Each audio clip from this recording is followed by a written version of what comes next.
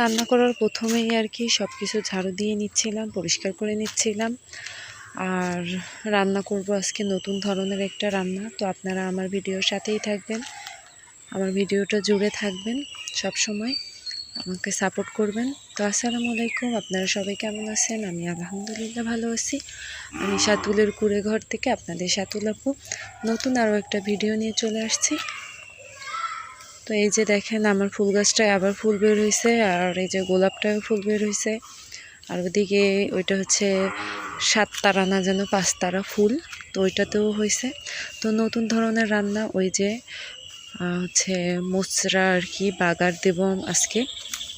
তো বরিশালে তো বলে হচ্ছে মোচরা বাগার।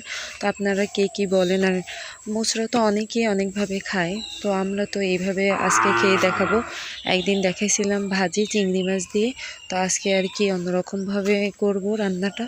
তো আপনারা আমার ভিডিওটার পাশে থাকবেন আর আমাকে বেশি বেশি সাপোর্ট করবেন, আমার ভিডিওটা লাইক করে যাবেন। তো এই যে ভাতও হয়ে গেছে আর মোচড়াটা সেদ্ধ হয়ে গেছে, তো আমি ঘরে নিয়ে গেলাম। এখন ওইটাকে হচ্ছে ব্লেন্ডার করে নিব। আর এদিকে এখন লাউ চিংড়ি মাছ রান্না করবে। তো কালকে তো রমজান, কালকে রমজান শুরু হবে, রোজা শুরু হবে। তো সবাইকে রমজানের শুভেচ্ছা রইল, রমজান মোবারক রইল। তো এই যে আজকে তো শুধু মানে দুপুরের জন্য রান্না, তারপরে আর রাত্রের জন্য, ভোর রাত্রের জন্য রান্না করব, সেটা হচ্ছে রাত্রেবেলা রান্না করব ভাবছি। তো এখন আর কি দুপুরে আর রাত্রের জন্য এগুলাই খাবো আজকে।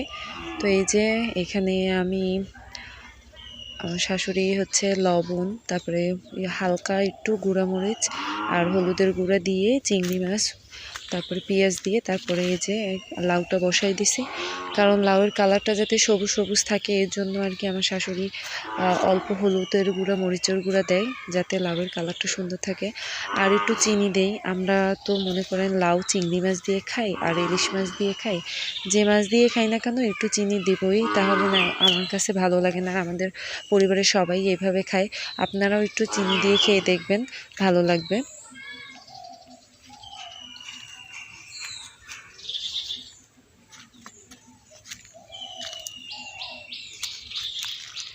তো ওদিকে তো ভাতটাও হয়ে গেছে আর এদিকে লাউটাও হয়ে যাচ্ছে, আর এখানে ধনেপাতাও কেটে নিয়েছিলাম। আর এই যে আমি মশলাটা এখন ব্লেন্ডার করে নেব।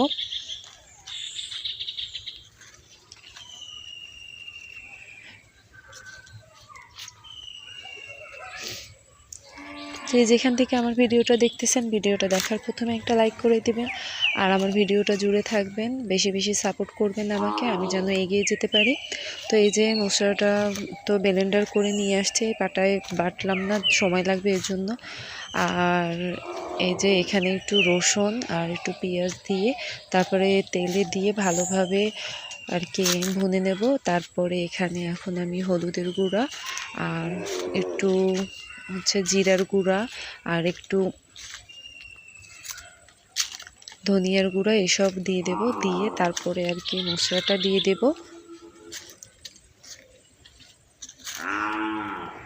আমার ছেলেরা তো এটা অনেক পছন্দ করে। ওরা তো মানে ওরা বুঝতেই পারে না যে এটা মশলা, ওরা আর কি মনে করে যে এটা হচ্ছে মগজ। তো ওরা তো বলে যে মা মগজ রান্না করো। তো এটা আর কি মগজ হিসেবে ওদেরকে চালাই দেওয়া যায়, ওরা আর কি এটা খেয়ে মনে করে যে মগজ। তো এটাকে মগজের মতোই লাগে খেতে। তো এই যে এখন মশলাগুলো দিয়ে দিলাম, দিয়ে এখন এটাকে ভালোভাবে মানে যতক্ষণ না একদম একটু আঠালো ভাব আসবে আর হচ্ছে এটা একদম পানিটা শুকাই যাবে, ততক্ষণ আর কি এভাবে নাড়াচাড়া করতে হবে, সব কন্টিনিউয়াসলি নাড়াচাড়া করতে হবে, আর না হলে লেগে পড়বে নিচে।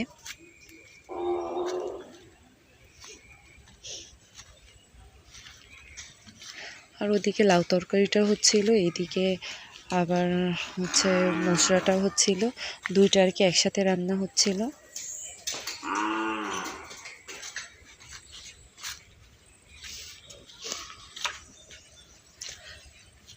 তো আপনারা এইভাবে বাচ্চাদের এইভাবে খাওয়াতে পারবেন, তাহলে ওরা বুঝতেই পারবে না। এখানে তো মশলায় তো প্রচুর পরিমাণে আয়রন, অনেক ভিটামিন থাকে এটায়। তো এটা বাচ্চারা খেলেও বাচ্চাদের অনেক অনেক পুষ্টি পাবে এরা।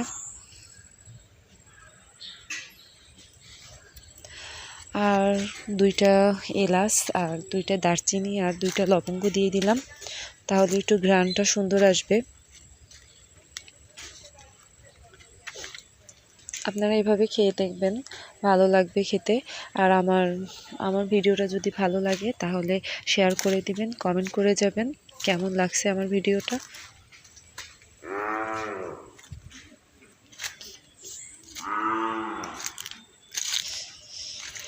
এই তো দেখেন, এই যে কত সুন্দর একেবারে পানিটা শুকিয়ে গেছে, ওদিকে লাউ হয়ে গেছে।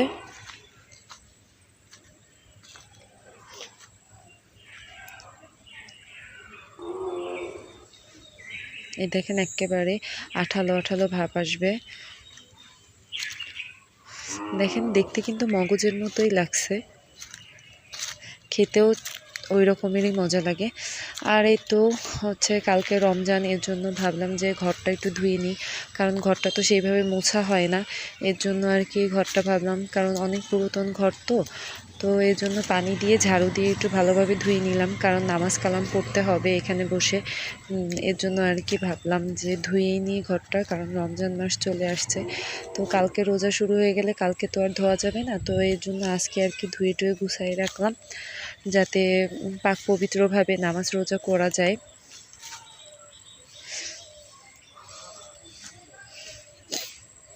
তো রমজানের আগেই তো সব কিছু গুছাই রাখে মানুষ, কারণ দেখা যায় যে রোজা শেষ হয়ে গেলে, মানে রোজা শুরু হইলে তখন তো অত কাজকর্ম করা যায় না, কারণ রোজার মাসে। আর এই যে বৌরাত্রের জন্য এগুলো সব ধুয়ে, মাছটা ধুয়ে তারপরে আমি গুছাই রাখছি, মশলাও বেটে রাখছি। সন্ধ্যার সময় আর কি এটা রান্না করব ভৌরাতের জন্য। তো আজকের ভিডিওটা এ পর্যন্তই। আপনারা যে যেখান থেকে আমার ভিডিওটা দেখতেছেন সবাই ভালো থাকবেন, সুস্থ থাকবেন, আর আমার জন্য দোয়া করবেন। আর সবাইকে রমজানের মোবারক রইল, শুভেচ্ছা রইল। এই তো আমি ফ্রিজে ঢুকাই রাখলাম মাছটা। তো আজকের মতো এ পর্যন্তই। আল্লাহ হাফেজ।